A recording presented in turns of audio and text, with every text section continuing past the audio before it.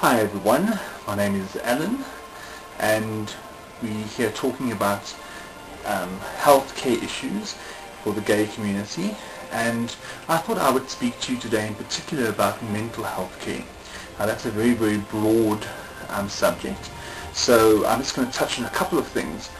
We're not talking about corrective therapy here or any of that nonsense, and I'm not going to be talking about transgender mental health therapy either, because that's a completely different discussion, a completely different video. I just want to bring some important points to the fore, in particular with the rights pertaining to gay people.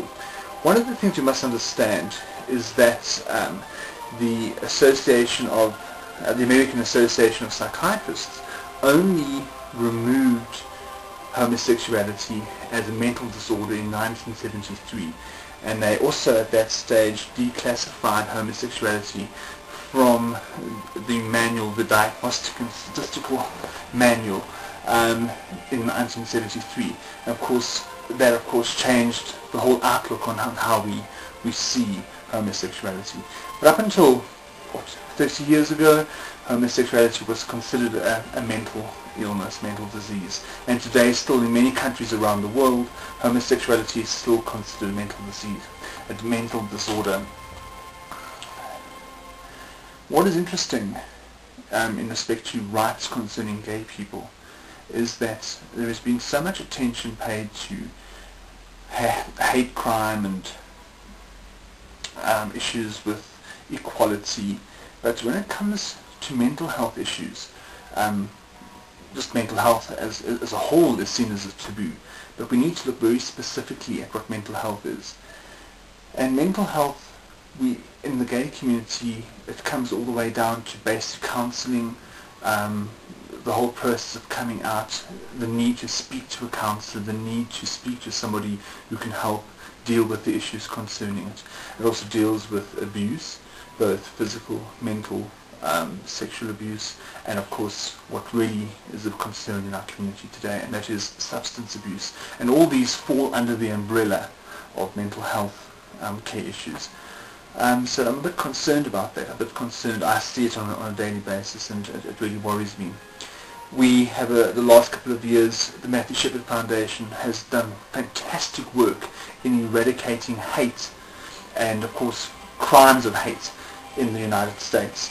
And of course even around the world, people are looking up towards Matthew Shepherd Foundation and seeing what they have done and look on in awe, and because of that so much has changed. But we must be very careful as well. A lot more people die every year through suicide related to gender issues. So it's a bit of a concern for me. We lose a great deal of our society because of mental health issues. I don't want to be flippant about that. Hate crimes are huge, and we are very concerned about that, but I'm also very concerned about suicide. I'm very concerned about the fact that we don't feel we can speak to someone yet. We feel that if we have to go to someone and tell a healthcare provider our problems, we ultimately have to tell them that we are gay. And by doing that, there is a whole number of things which come out and become a problem. As far as I'm concerned, there is no basic right to mental health treatment in the world. And this really, really concerns me immensely. A primary mental health program needs to be established. It needs to provide basic counselling services to everybody, not just to gay people, but by offering it to everybody, we will then have access to it as well as a community, and that's where we're coming from. I'm not talking about the community centres, I'm not talking about the programs that we as a society have set up, the YouTube channels where people can speak to somebody and get advice from somebody. I'm talking about access to real healthcare professionals, people that specialise in these issues and that can help develop and systematically work out a program to help somebody cope with where they are at any given time. Substance abuse, it can be cured, it can be dealt with. Sexual abuse, physical abuse, mental abuse, these things can be dealt with. And it helps a great deal speaking to a friend and speaking to somebody that has some knowledge of it. But if you had access to somebody who was a specialist in that field, there would be a huge difference. And this is what we need as a society, as a gay society. We also deal with the prevalence of depression. Depression is the most prevalent disease in the world today. And even by saying that, we still consider it to be a taboo. And depression goes hand in hand for most of us. And it's one of the many other issues we deal with on a daily basis in our society. Depression, lack of self-image, low self-image, low self-confidence, all these things stem from depression, lead to depression, and of course can lead to suicide, and the whole coming out process is a problem. And for me, there isn't a healthcare system developed to deal directly with our issues, our problems as a gay community. We can't ignore this anymore. Many of our society shuns away from seeking help simply because they fear the fact that they will be outed by telling their story to somebody and by going to seek professional help. This concerns me and worries me to a great deal.